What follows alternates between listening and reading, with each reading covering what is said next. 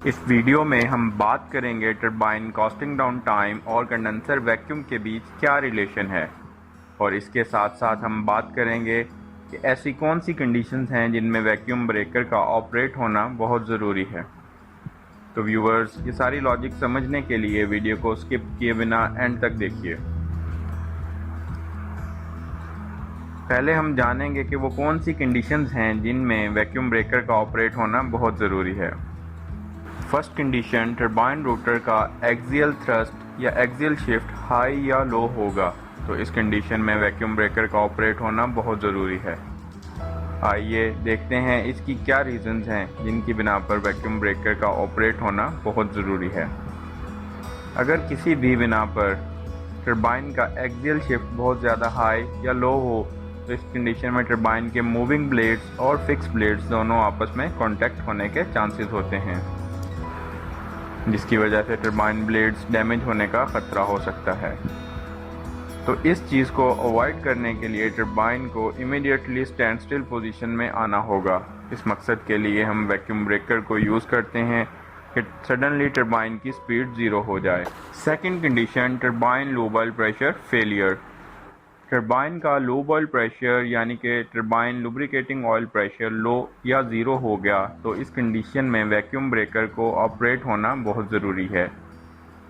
आइए देखते हैं कि क्या वजूहात हैं कि लो बॉयल प्रेशर लो पर वैक्यूम ब्रेकर का ऑपरेट होना ज़रूरी क्यों है। जब लो बॉयल प्रेशर लो या ज़ीरो हो जाएगा तो जो लो बॉयल सप्लाई बैरिंग को जा रही है वो प्रॉपर नहीं रहेगी, जिसकी वजह से बैरिंग की लुब्रिकेशन फेलियर हो जाएगी। इस कंडीशन की वजह से टरबाइन के बैरिंग्स डैमेज होने के चांसेस बहुत ज़्यादा बढ़ जाएंगे। तो इस चीज़ को अवॉइड करने के लिए लो बॉयल प्रेशर या लो बॉयल फेलियर में वैक्यूम ब्रेकर का ऑपरेट होना बहुत ज़रूरी है, क्योंकि ये ऐसी कंडीशन है कि आपको फ़ौरन टरबाइन को स्टैंड स्टिल पोजीशन पर लाना बहुत ज़रूरी है, क्योंकि टरबाइन बैरिंग फर्दर डैमेज ना हो। लो बॉयल प्रेशर लो की limit machine to machine vary करती है और प्लांट टू प्लांट भी वेरी करती है, इसलिए आप हमेशा डिज़ाइनर डाटा को फॉलो कर सकते हैं। थर्ड कंडीशन, जिस कंडीशन में वैक्यूम ब्रेकर ऑपरेट होना बहुत ज़रूरी है, वो कंडीशन है जनरेटर डिफरेंशियल प्रोटेक्शन। अगर ये कंडीशन आ जाए तो इस कंडीशन में भी वैक्यूम ब्रेकर ऑपरेट होना बहुत ज़रूरी है। तो इसकी क्या रीज़न्स हैं, आइए देखते हैं। अगर जनरेटर का डिफरेंशियल प्रोटेक्शन ऑपरेट हुआ तो ये वाली कंडीशन बहुत सीरियस है, क्योंकि इसमें लार्ज अमाउंट का करंट फ्लो होता है, जिसकी वजह से जनरेटर वाइंडिंग के डैमेज होने के चांसेस बहुत बढ़ जाते हैं। तो इस कंडीशन में जनरेटर वोल्टेज को कम करने के लिए और जनरेटर वाइंडिंग ओवरहीट ना हो, तो इसके लिए मशीन को फ़ौरन ज़ीरो स्पीड में लाना ज़रूरी है। इन कंडीशंस के अलावा ऐसी बहुत सारी इमरजेंसी कंडीशंस हैं जिनमें वैक्यूम ब्रेकर को ऑपरेट किया जा सकता है और मशीन को सेफली लैंडिंग करवाया जा सकता है। वो कंडीशंस कौन कौन सी हैं, आइए देखते हैं। पहली कंडीशन है कि अगर ओवर स्पीड कंडीशन में टरबाइन वाइब्रेशन हाई हो जाए, तो इस कंडीशन में आप वैक्यूम ब्रेकर को ऑपरेट कर सकते हैं। क्या टरबाइन का वाइब्रेशन बहुत हाई हो रहा है, क्या turbine over speed protection operate नहीं हुआ, तो इस वक्त भी टरबाइन को डाउन करने के लिए वैक्यूम ब्रेकर को ऑपरेट कर सकते हैं।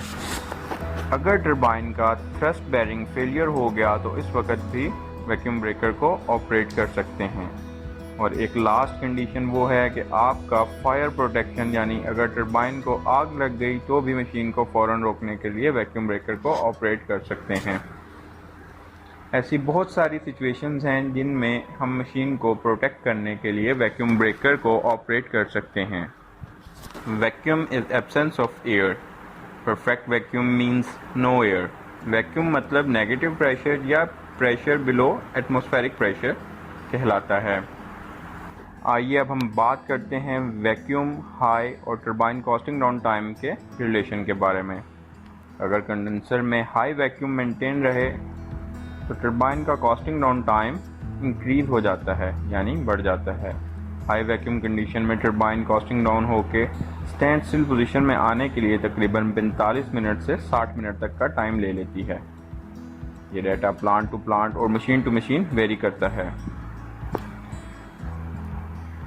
आइए देखते हैं कि क्या रीजंस हैं कि टरबाइन का costing down time high vacuum की वजह से बढ़ जाता है। हाई वैक्यूम कंडीशन में रोटर पर फ्रिक्शन, रेजिस्टेंस और बैक प्रेशर इफेक्ट्स ज़ीरो होते हैं, मतलब कि एब्सेंस ऑफ एयर, जिसकी वजह से रोटर फ्रीली स्विंग करेगा बिना स्टीम सप्लाई के। इसीलिए इसका कॉस्टिंग डाउन टाइम इंक्रीज हो जाएगा। लो और ज़ीरो वैक्यूम और turbine costing down time relation. अब हम बात करेंगे सेकंड कंडीशन के बारे में, जो कि लो वैक्यूम और लो कॉस्टिंग डाउन टाइम का आपस में रिलेशन है। अगर कंडेंसर में लो प्रेशर वैक्यूम हो तो टरबाइन का कॉस्टिंग डाउन टाइम डिक्रीज हो जाएगा। लो वैक्यूम कंडीशन में टरबाइन कॉस्टिंग डाउन टाइम तकरीबन 7 से 10 मिनट का रह जाएगा। ये वैल्यू प्लांट टू प्लांट और मशीन टू मशीन वेरी कर सकती है। लो वैक्यूम में टरबाइन के रोटर पर फ्रिक्शन और रेजिस्टेंस और बैक प्रेशर होता है, क्योंकि एयर प्रेजेंस होती है। इसकी वजह से रोटर की स्पीड डाउन हो जाती है। In short, you can operate vacuum breaker valve when you need a braking effect on rotor in any emergency condition. I hope you enjoy the video. Please like, subscribe and share.